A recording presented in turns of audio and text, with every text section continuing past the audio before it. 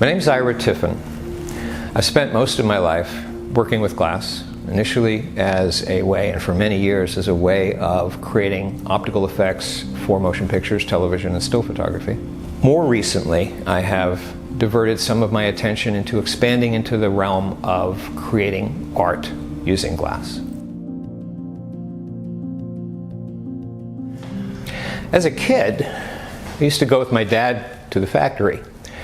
He had a business that made photographic optical accessories, and I got to see how much he enjoyed what he did, and I was also enamored of the manufacturing environment.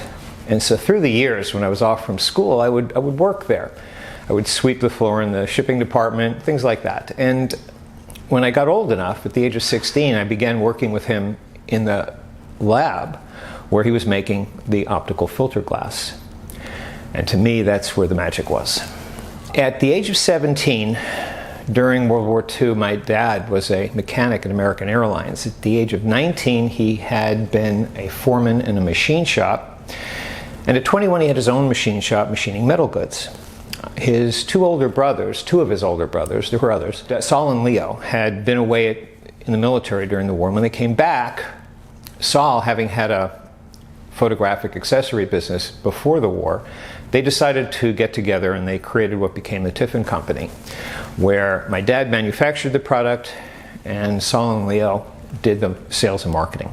Initially, because of my dad's involvement and because of the experience that my uncles have had, they were into making metal goods like lens shades, lens caps, and so on, including filter rings. And at some point in the mid-50s, my dad got requests from customers for whom he was making rings to make complete product, to incorporate glass into it. And so he looked around and found that the kind of glass that he thought would best be suited for this market wasn't available. And so he began the process of developing his own means of making filter glass using a lamination of two clear pieces of glass and incorporating the color of the effect eventually in between, using an adhesive, a resin that would hold them together. When he did that, that had great potential, he noticed, for the motion picture market. And it was something that he thought was worthy of expansion into that, and ultimately that laminating process garnered him his Scientific and Technical Achievement Award from the Academy. When you're dealing with the real world has lighting circumstances, colors, and other things that range in an infinite variety. You can have the brilliance of the sun and more, and you could have the darkness of deep space and everything in between.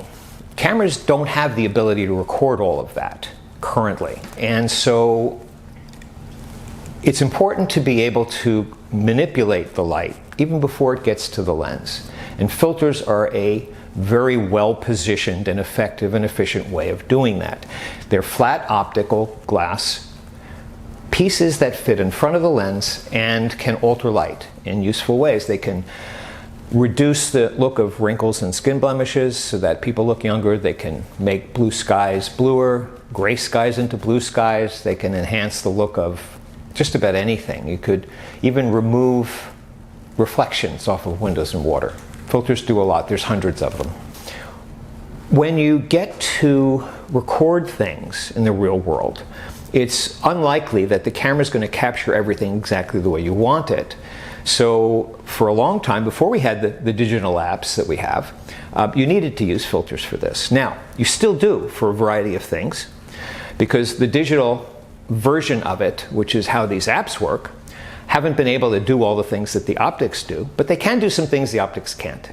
So when you work with an app, you're working with what's already been recorded. You've already taken a picture of yourself.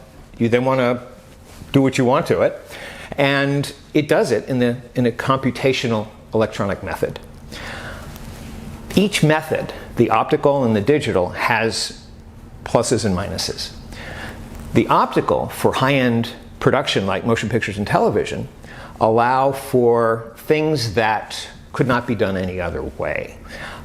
It's important to capture all the information, all the detail, from the real world, because that gives you an infinite range of possibilities, and if you don't have that shadow detail there, you can't recreate it readily afterwards. And so optical filters for motion picture production is really critical, especially too that in the current era where you could go in and do lots of changes to all kinds of aspects of the image digitally in the computer afterwards. Directors of photography find it very important as a means of additional control to the final look by putting the effect they want with an optical filter in, so that it's less likely not to come through in the end result. Nothing's guaranteed though. Being able to create a romantic glow around candlelight is important, and you can do that with a filter. And that is where I began to realize that in telling stories, filters have great importance, because they add something emotional. I mean, there's also the technical and the sensational, but the emotions, that's the most important. So for a long time, filters were used when we were dealing with recording on film, colors, because film didn't have the ability to be color corrected digitally by itself. And when we didn't have that ability to do it afterwards, you had no other way. You could do color timing in the lab on a professional basis, but for motion pictures, but most people didn't have access to something like that. So color filters used to be very important. Today, they're not as important, although they still have uses, because you can do those things really well digitally. What is most important are those emotional filters. You've got a broad range of diffusions, and I've created numerous of them, where in order to enhance the emotional content of the image that people are seeing, you've got a need to put that in there. And so things like the Ultracon, for which I received my Academy Award, which allows filters to capture more detail and shadows in a unique way. You've got the soft effects, which reduces wrinkles and skin blemishes. The Pro Mist, the Black Pro Mist, all of these are things I've created, and numerous others. The Black Pro Mist today, my understanding is it's the most popular general purpose filter where you want to get a cinematic look. You want to make people look good, you want to create a little glow around highlights, and you want to do it in a way that looks its best. And so that was something that the Pro Mist, the original version of it, was originated in 1988.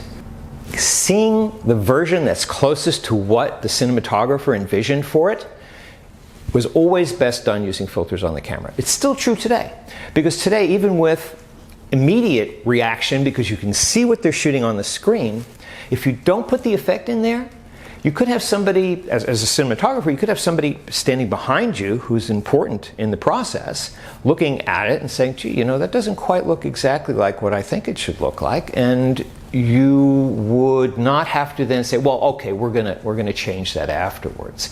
It's easier if you can put it on, and doing that with filters is the best way. The Academy is known as the Academy of Motion Picture Arts and Sciences. So there's an arts part and there's a sciences part. And the arts part is typically what we have come to be familiar with through the awards presentations that are broadcast. And it typically handles the most visible people, the actors, the producers, the directors, etc. And yet that's not everybody who's involved. But there's always been a sciences part, and there's always been awards for that. But you might not consider them as glamorous or broadcast worthy, but at times the Academy has incorporated certain of those presentations into those that are broadcast. However, those presentations take place at a different time and a different location. I had my Academy Award presented by Sharon Stone. This was in 1993, about a year after she had done Basic Instinct. And it was obviously very exciting. It was a very interesting thing, and it was for the ultra contrast filter, which, as I mentioned earlier, allows the camera to capture more detail and shadows in a unique way. And what was interesting to me at the time was that when I introduced it in 1988, the award was announced in 1993. Actually, it was announced in 92, but it was awarded in 93 when they had the ceremony. But in those 4 years, it had evolved to become used in about 50% of all Hollywood production. So it was really a very interesting experience.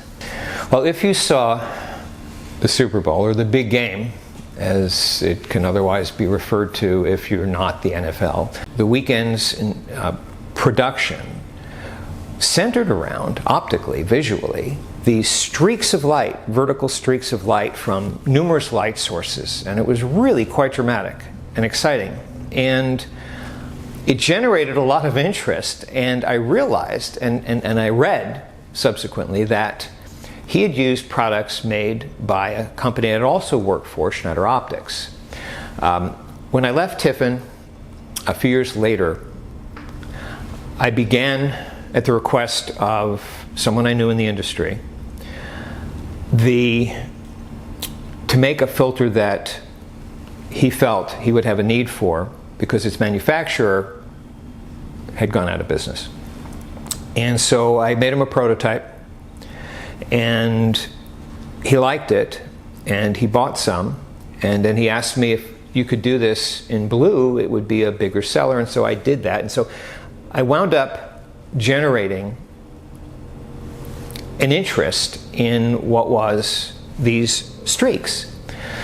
And by doing it in blue, I was making it as the anamorphic blue streak effect that we've come to know in, very often, crime scene movies and science fiction movies, where there's a point of light, a blue streak, and I then turned it into something that could also do this in red, green, yellow, orange, violet, etc. And in doing so, I was asked to develop my own company for that. And so instead of selling through this other person exclusively, who was only interested in the clear version and the blue version, I then marketed myself these other colors. And so over the course of 3 years roughly, I generated a market for these things. It was quite popular and was doing well. And those were the filters which, when in 2012 I joined Schneider, I had sold them the process, and they turned them into the Schneider True Streaks that were used by the weekend. And so I thought, here's my effect, but in front of tens of millions of people in a very prominent way, and I felt fantastic about that.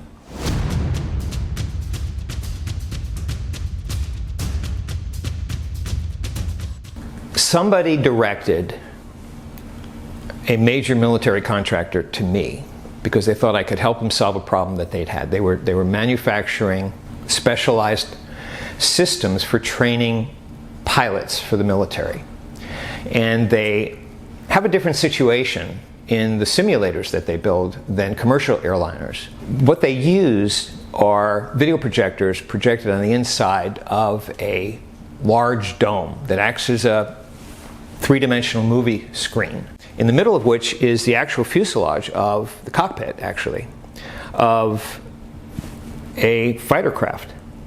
And the difference between commercial airline planes, when you look out straight, and for them the simulators only need one projector on a flat screen, but for a military aircraft, which they need for dogfighting, need to have visibility in a broad range. That's why the dome, they had to cover that dome with things that look like reality. And so they had this huge computer system. This is '84. Nothing like what we have today, but they projected on several projectors, often 6. Each one projected a certain portion of a certain part of that dome and covered it with reality. And when you piece them all together, they were using metal as a way to stop the projection of one projector and mate it to the next one. But it was impossible to get it perfect because it was a hard edge, and the slightest little inconsistency you would see, and the pilots complained because it was like looking at a mosaic. It didn't look very real. So they tried, as I was told, for a couple of years and couldn't solve this problem. And they presented me with the details. And as it happened, this range of experience I had gave me different pieces to fill in.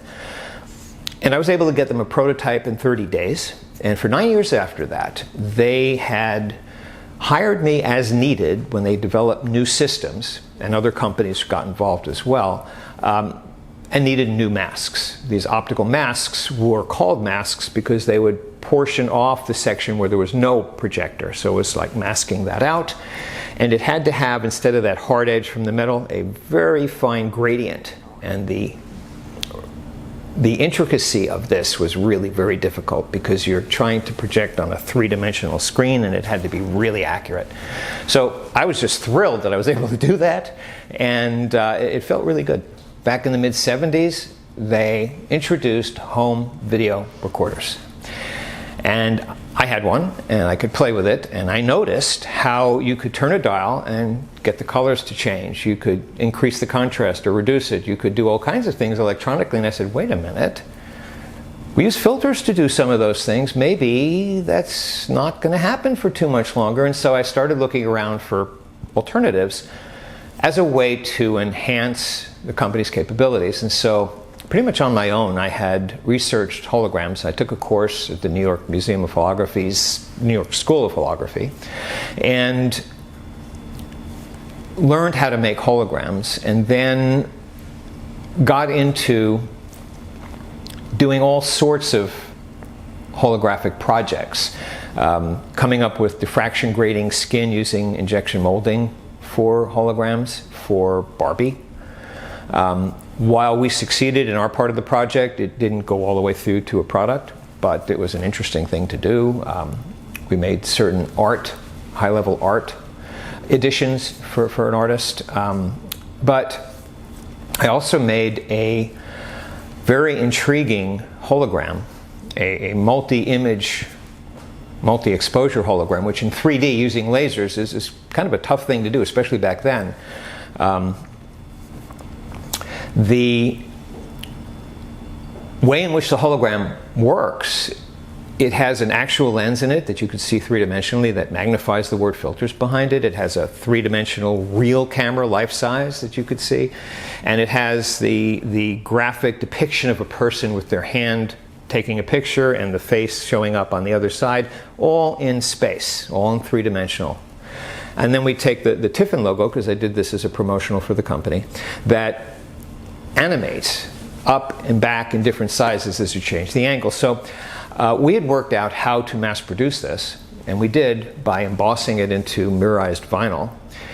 And it was done about the same time that a much larger company with a much larger budget was developing the process that is still used today to hot stamp holograms onto credit cards as a security measure. We took it as far as I thought we could at the time.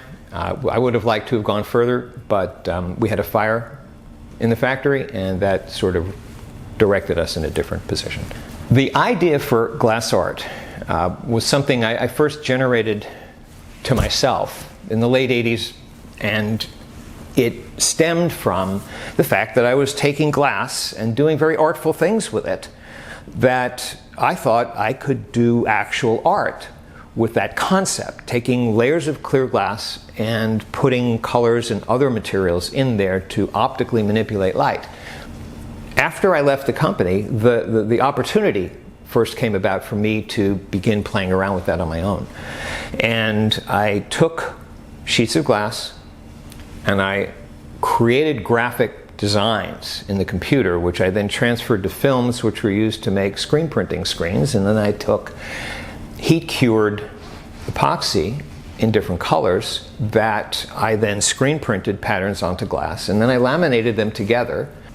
Made it in 2008. It's called Location, Location, Location. And it involves 4 different environments encased in a lump of glass that's about a foot square by 3 inches thick, weighs about 35 pounds. And inside are 4 square quadrants, each of a different color, each representing a different location. Now, the name is the mantra of real estate agents, where they say, you know, how do you get value? It's the location, location, location. And of this piece, there's 3 locations that are colored in bright colors. There's a green hillside with trees in 3 dimensions. There's a sandstone orange canyon, and there are the waves of the ocean in blue. And in fact, the waves, when you see it with the right kind of light and you move, creates a moire effect that make the waves actually to move, which is interesting. But the fourth one, in the lower right, is all gray. So you've got three naturally colored environments, and then there's this man-made kind of grayish thing, which is a three-dimensional rendering of Manhattan on roughly a 4-block area around 36th Street and Park Avenue. And so you see Park Avenue with the median in the middle and all of the stuff, and you're looking down on the city, and it's all, unlike the others which are curved and doing all kinds of natural things, this is all man-made, all rectilinear, but intriguingly three-dimensional. And so for me, it was a way of contrasting the natural world with the man-made world, and that's still, because I've only made a few pieces, and nothing recently, but I've been working on the technology to make more. That still is a fascinating piece to look at. I'm intrigued by it every time I see it. Over the last 45 years, the majority, I would say, of productions for motion picture and television use something I created. But one of the most intriguing ones for me was something I did early on. I had started working full-time in '73. I was 21 years old, and I was running the laboratory that made the filter glass, and I had been used to making colors because my dad had developed, as the initial product line, a range of colors that allowed film to be compensated for by the different types of light that it was exposed to, where film didn't otherwise have a means of doing that properly. So, having gotten a few years prior to this, learning how to make colors, something in the contrast range was new to me. And my dad came to me one day and he said, "Look, I think we should make a filter that would control contrast." And I said, "Okay, how do you do it?" And he said, "Look for something. See what you can find." And so I found something, and what it turned out was the first range of low contrast filters Tiffen had made. And this was in '73, probably around August, and I didn't know at the time, but I learned later in '75 when Stanley Kubrick's movie, Barry Lyndon, was written about after it had come out in American Cinematographer, and the cinematographer, John Alcott, had used the low contrast filter for, he said, almost the whole film. And I thought, wow, I was 21 years old, the first filter that was in this genre that I created, because they started production on that in December. So it was right after I introduced them. And I felt really good about that. That was great.